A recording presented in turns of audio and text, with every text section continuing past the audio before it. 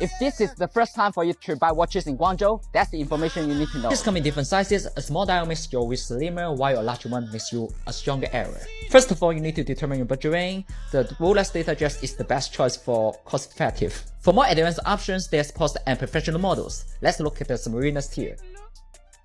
Daytona Always Match, equipped with free eye dial, has high value for collection. I am a watch factory from China, because I can no longer bear that you spend tens of thousands or even hundreds of thousands of dollars to buy watches. You think that Rolex gleaming on your wrist was hand-finished by master craftsmen in a cozy Swiss mountain village? Time to rethink that fantasy. 'Cause what if I told you that nearly 95% of the world's watches, yes, even the ones boasting the coveted Swiss-made label, are actually mass-produced in just one industrial city in China? And here's the real kicker. That very city is now pulling back the curtain and exposing some of the luxury watch industry's most closely guarded secrets. This isn't some exposé on $20 knockoffs you grab at a back alley flea market. No, this goes way deeper. We're talking about watches built with the same components, the same machinery, and in many cases the exact same factories as their high-end counterparts. And all of it is made possible by a legal loophole so brilliant it borders on genius or deception depending on how you look at it. Right now, behind factory walls, insiders are leaking everything. Pliers are speaking out. Workers are confirming what skeptics have long suspected. The luxury watch game, the same one that's made billions convincing buyers they're paying for Swiss perfection, isn't just cracked, it's practically wide open. So buckle up, 'cause once you hear the truth about where your favorite luxury watches really come from, you'll never look at that designer timepiece on your wrist the same way again. Shenzhen, China, might not be a household name in the West, but behind the scenes, this city is quietly controlling the strings of the global luxury watch industry. Think of it as the puppet master pulling the levers behind your favorite high-status timepieces. And no, we're not just talking about mass-market digital watches like Casio's. Shenzhen has leveled up. This city is now producing high-grade components that rival, and in many cases match, those used by the most prestigious Swiss brands. We're talking about the real deal, precision-engineered dials, sapphire crystal glass, ceramic bezels, stainless steel casings, and intricate bracelet links so identical to their Swiss counterparts you'd need a loupe and a certification team to tell the difference. And here's the kicker, they're not hiding it anymore. In fact, they're flaunting it. Social media, especially TikTok, is overflowing with factory walkthroughs and behind-the-scenes videos that openly display tables lined with Omega bracelets and Tag Heuer cases, just sitting there, waiting for that final touch. A stamp that says Swiss-made. One video even captured a factory worker smirking as he said, "Why waste time copying watches? We're already building the real ones." That statement, it's not just bold, it's devastating to the myth we've all been sold. 'Cause if the same factories building the replicas are also supplying the original brands, what exactly are you paying for? Now here's where the entire illusion starts to unravel. That shiny little label reading Swiss-made on the bottom of your luxury watch dial? It's not the ironclad stamp of prestige you think it is. In fact, it's more of a legal loophole in disguise. Under current Swiss law, only 60% of the watch's value has to originate from Switzerland in order to qualify for that label. But here's the twist. The law doesn't measure that 60% in terms of actual parts or labor. It measures value, which is a much more slippery concept. So what exactly counts toward that value? Here's the shocker. Marketing expenses, brand prestige, office costs, even the CEO's first-class flight to a photo shoot in the Alps can all be tallied up to meet that percentage. That means the watch in your hand, which you paid $10,000 for, could be almost entirely built in a Chinese factory, and still legally claimed to be Swiss-made.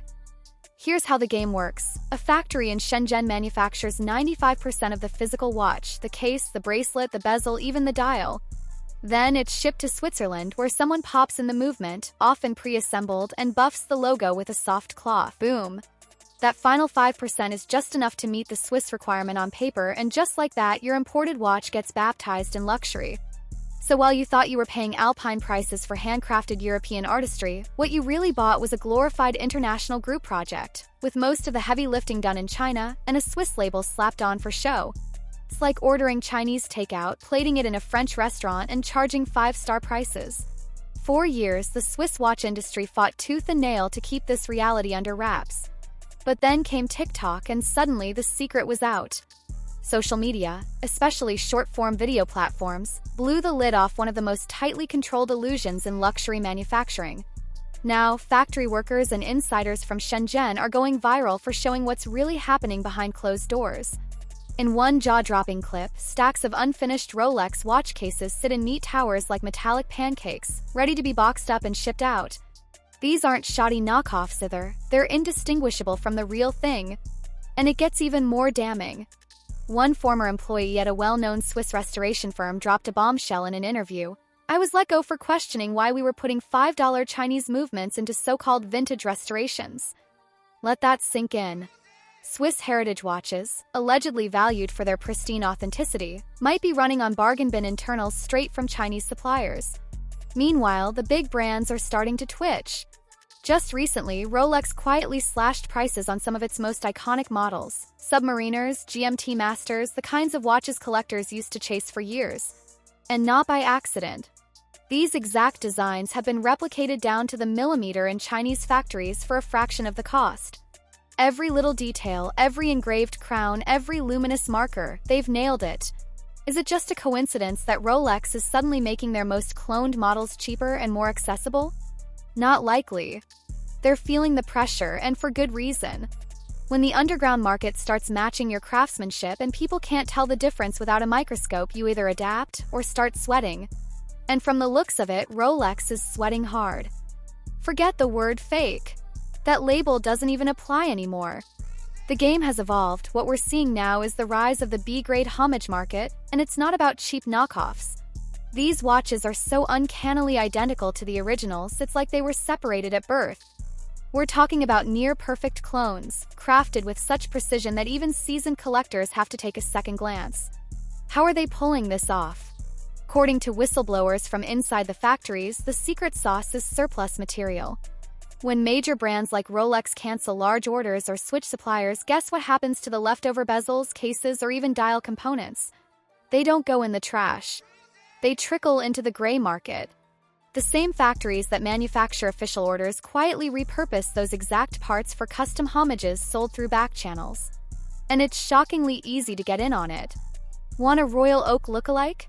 Just snap a photo of it, slide into a supplier's DMs on WhatsApp, and within weeks you'll have a custom build delivered to your door for 1/10 of the retail price. No brand logo? No worries. These watches are virtually identical in every way except one: they skip the branding tax. The craftsmanship is there, the materials are real, but you're not shelling out 5 figures just for a tiny crown logo on the dial. Let's break down the math. That shiny $6,000 Rolex sitting on your wrist costs Rolex about $1,200 or less to actually produce. That includes everything: materials, labor, assembly, shipping. The rest of what you're paying? It's not for the watch, it's for the myth. The snowy Swiss Alps, the aged watchmaker with a magnifying loupe, the idea that you're buying into a 100-year legacy. It's brand theater, and you're footing the bill. To put it in perspective, Apple, a company known for its massive profit margins, pulls in around 32% on each product sold. That's already considered huge in the tech world. But Rolex, they're laughing at those numbers. Their estimated profit margins can reach a staggering 500%. That means for every $6,000 watch, they're pocketing thousands in pure profit, all while keeping production costs shockingly low. Even Swiss competitors are starting to admit how inflated the market really is. Take Christopher Ward, a respected mid-tier Swiss brand. They've gone on record saying they aim for a 3x markup, meaning if a watch costs $500 to make, they sell it for around $1,500. That's sustainable, logical, transparent. But Rolex? They're in another league, one where pricing is driven less by what's inside the watch and more by the aura surrounding it. Bottom line, the luxury watch market isn't just overpriced. It's deliberately structured to be that way, banking on the illusion that exclusivity equals value. And as more people wake up to where these watches really come from, that illusion is starting to crack. Now, let's be clear, I'm not telling you to run out and buy a $60 knockoff from some sketchy website. Those watches, they're garbage. We're talking dollar store quality masquerading as luxury. The metal scratches if you so much as look at it too hard, the lume, that glow-in-the-dark feature, gives up after 5 minutes, and the movement? Sounds like a dying cricket stuck in a tin can. Wearing one of those is like putting ketchup on a steak and calling it gourmet. No thanks. But here's where things take a turn: the high-quality replicas, often dubbed super clones or factory homages. These aren't the cheap flea market specials your uncle bought on vacation. These are built in the same industrial zones, sometimes even the same buildings, using the same tools and leftover materials as the real thing. Some of them are so precise that even professional watchmakers have to crack open the case to tell the difference. And that's where the house of cards starts wobbling. These watches are blowing the lid off the luxury myth. When a $500 homage, crafted with surgical-grade stainless steel, real sapphire crystal, and a Swiss movement, looks and performs almost identically to your $10,000 Submariner, you've got to ask the obvious question. What are you really paying for? Is it the craftsmanship? Nope, that's practically identical.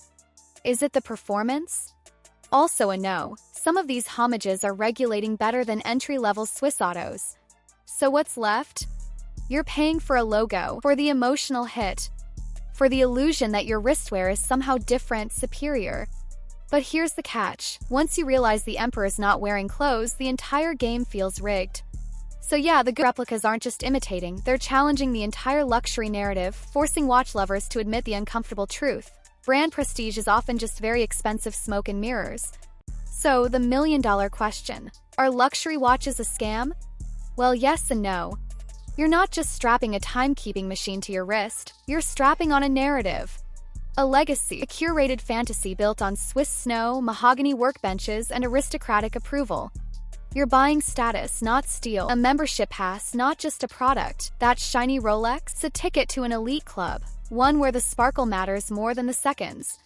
But here's the twist. The factory floor is finally talking, and the illusion is cracking. Shenzhen just flipped the script. They've pulled back the velvet curtain and revealed the wizard, just a regular guy stamping logos and bumping markups. So now the power is in your hands. Want to drop 10 grand for the dream? That's your call. No judgment.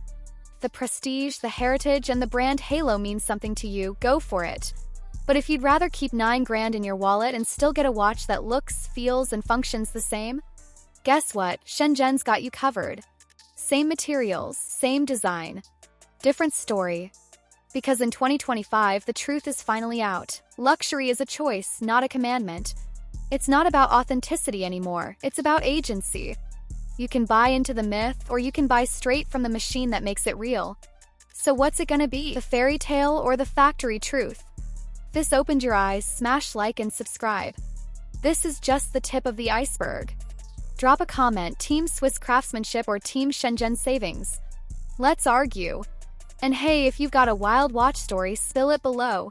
See you in the next one.